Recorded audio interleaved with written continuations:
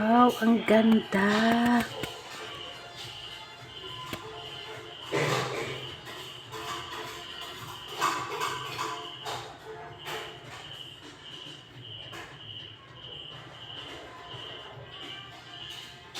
Ang nakusap niya.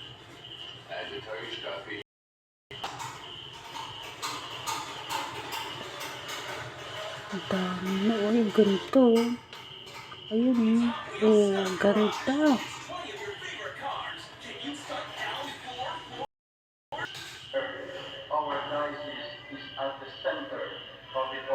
Dumalo sa unang isa ni Dagdaginan ang ilang kaanak na mga umano'y biktima ng extrajudicial killings o MJP. Inilarawan ng tulungin at marespetong tao. Sobrang thankful kami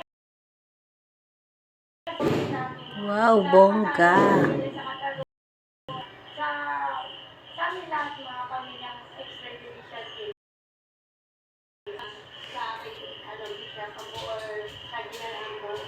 Dumalo rin sa isa ang ilang opisyal ng Simbahang Katolika mula sa iba't ibang panig ng bansa. Gayon din ang papal bishop na si Archbishop Charles John Brown na siyang kinatawan ng Santo Papa sa Pilipinas.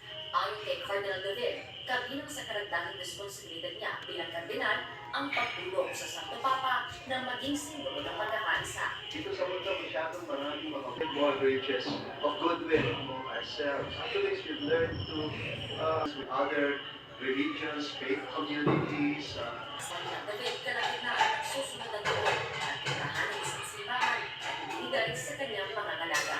Jorge Fernando, ABS-CBN News.